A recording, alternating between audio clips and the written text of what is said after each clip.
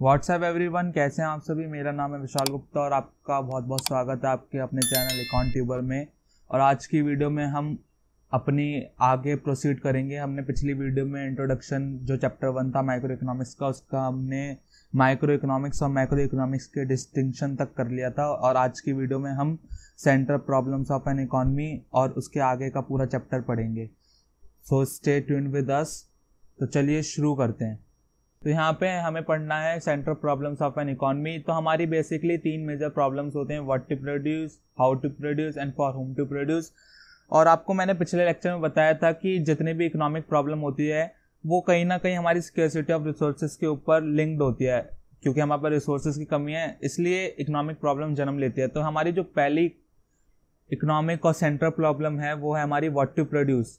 अब इसके अंदर हमारे 2 डायमेंशन आ जाते हैं कि कौन सी गुड्स बनाए, what goods are to be produce and in what quantity, और उसकी कितनी क्वांटिटी में बनाए। अब हर कंट्री के पास, या कोई भी इकोनॉमी हो, इंडिया, अमेरिका वगैरह, हर कंट्री के पास 2 ऑप्शन होते हैं कि वो या तो कैपिटल गुड्स बनाए या फिर कंज्यूमर गुड्स बनाए। कैपिटल गुड्स में आपकी बड़ी बड़ी बल्कि मशीनरीज हो गई, डिफेंस गुड्स हो गए, ये सारे आपके कैपिटल गुड्स में हो गए।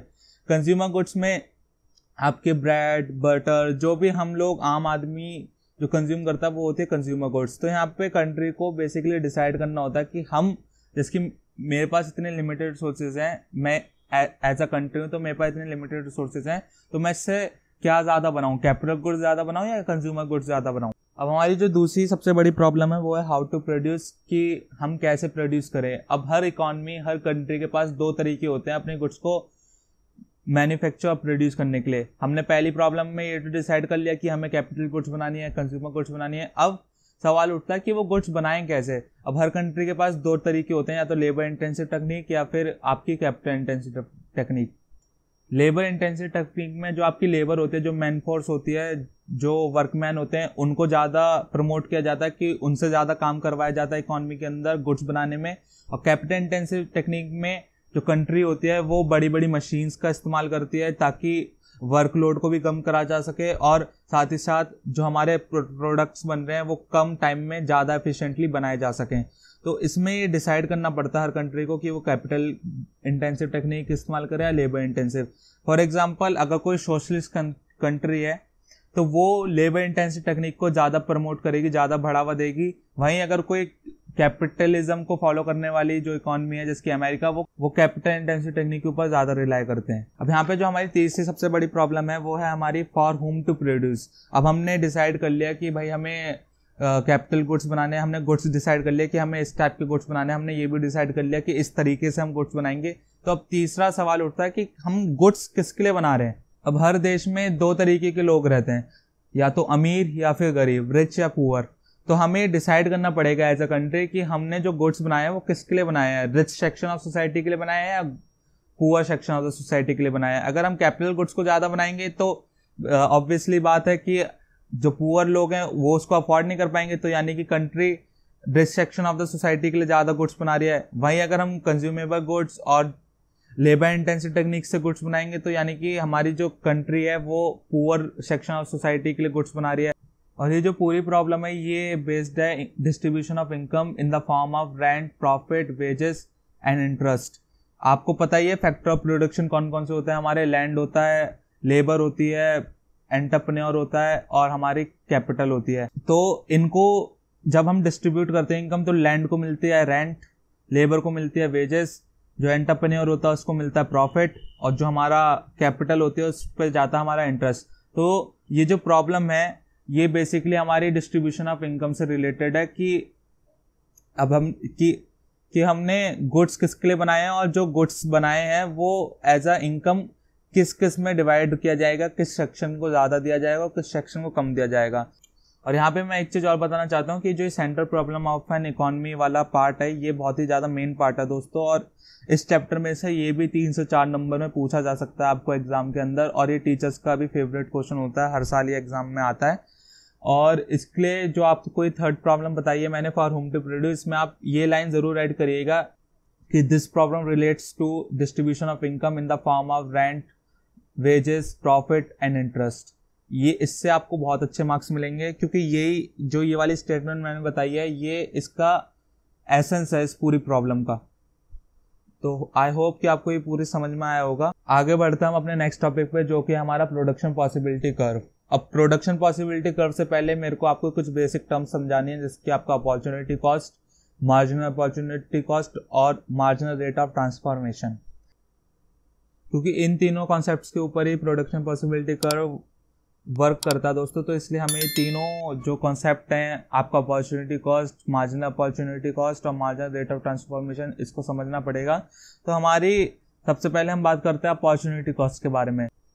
तो सबसे पहले हम बात करते हैं अपॉर्चुनिटी कॉस्ट के बारे में। तो इसका जो बेसिक मीनिंग है वो है, opportunity cost is the cost of next best alternative foregone. कि मतलब कि फॉर एग्जांपल आप बैंक में नौकरी करते हो 40,000 पर मंथ के सैलरी पे, और आपको दो ऑफर और आए हैं। पहला है आपका 35,000 per month to work as a journalist, और दूसरा आपको ऑफर आया है 30,000 per month to work as a manager. तो दोस्तों आप क्या चुनोगे? आप अगर एक रैशनल पर्सन हो तो आप यही चुनोगे कि जो मेरी अभी जो नौकरी चल रही है बैंक वाली, जिसमें मैं 40,000 रुपये महीना कमा रहा हूँ, यही रहे, और मैं क्यों 35,000 वाली नौकरी पे शिफ्ट हूँ, है ना। कोई भी रैशनल बंदा यही कहेगा कि भाई मैं अपनी 40,000 रुपये वाली नौकरी में ही सुखी हूँ। तो यहाँ पे आपने अपनी 40,000 वाली नौकरी को ही होल्ड करके रखा, और जो आपकी जो दूसरा बेस्ट अल्टरनेटिव था, दूसरा बेस्ट ऑफर था कि work as a journalist for 35,000 per month, आपने उसको फॉरगॉन कर दिया, यानी कि आपने उसको छोड़ दिया। तो वही आपकी 35,000 पर मंथ जो आपने जर्नलिस्ट एज अ छोड़ी है, वही आपकी अपॉर्चुनिटी कॉस्ट है, और वो 35,000 पर मंथ आपकी अपॉर्चुनिटी कॉस्ट कहलाई जाएगी कि आपने 40,000 रुपये पर मंथ वाली नौकरी को रखा बैंक में वर्क करते हुए, और आपने जो उसका बेस्ट अल्टरनेटिव था, जो आपको 35,000 रुपीज़ पर मंथ मिल रहे थे एज अ जर्नलिस्ट, वो आपने फॉरगॉन कर दिया, आपने उसको छोड़ दिया। तो हमारा जो अगला कॉन्सेप्ट है वो हमारा मार्जिनल अपॉर्चुनिटी कॉस्ट और मार्जिनल रेट ऑफ ट्रांसफॉर्मेशन। इसका मतलब होता है, it refers to the number of units of a commodity sacrifice to gain one additional unit of another commodity. कि हम एक कमोडिटी की यूनिट्स को सैक्रिफाइस करते जा रहे हैं to gain one additional unit of another commodity. For example good X और गुड वाई है। गुड वाई की हम यूनिट्स को सैक्रिफाइस कर रहे हैं ताकि हम गुड एक्स की यूनिट्स को बढ़ा सकें। और जो ये हमारा एमओसी है, यही हमारा स्लोप भी है पीपीसी का, प्रोडक्शन पॉसिबिलिटी कर्व का। और मार्जिनल अपॉर्चुनिटी कॉस्ट और marginal rate of transformation same चीज़ है। आप कंफ्यूज मत होना इस चीज़ में, क्योंकि बहुत सारी बुक्स में इसको अलग अलग डिफाइन कर रखा है। बस मार्जिनल अपॉर्चुनिटी कॉस्ट को हम नंबर्स में लिखते हैं और मार्जिनल रेट ऑफ ट्रांसफॉर्मेशन को हम रेशो में डिस्क्राइब करते हैं। और जब हम मार्जिनल रेट ऑफ ट्रांसफॉर्मेशन की बात करेंगे तो इसकी डेफिनेशन ये बन जाएगी, it refers to the ratio of numbers of units of a commodity sacrificed to gain one additional unit of another commodity। marginal rate of transformation जो हमारा MRT होता है, इसको हम रेशोज में एक्सप्रेस करते हैं। अब यहाँ पे हमारा एक फॉर्मूला भी है इसका MOC और MRT का, वो मैं लिखना भूल गया था पीपीटी बनाते हुए, माफ कीजिएगा। तो इसका जो फॉर्मूला है वो आप कॉपी में नोट कर लीजिए, वो है हमारा delta unit sacrificed upon delta unit gain. For example good x का हम यूनिट शो करते हैं ऐसे 21, गुड एक्स के हम यूनिट शो करते हैं 21, 20, 18, है ना। अब गुड वाई, जब मैंने आपको ये समझाया कि in order to gain one additional unit we have to sacrifice some units of good X, तो हमारा जब ये 21 था गुड एक्स, तो हमारा गुड वाई था 0। अब जब 21 से 20 हुआ तो हमारा कितने का फर्क आया? 1 का, है ना। अब 20 से 18 हुआ तो हमारा कितने का फर्क आया? 2 का। तो अगर हम जब इसके फॉर्मूले में हम जब इसको डालेंगे तो एमओसी का फॉर्मूला होता है हमारा delta unit sacrifice upon delta units gain. तो यहाँ पे गेन तो हमारी गुड वाई की यूनिट्स हो रही हैं, और जो हमारी सेक्रीफाइस हो रही है वो गुड एक्स की यूनिट सेक्रीफाइस हो रही हैं।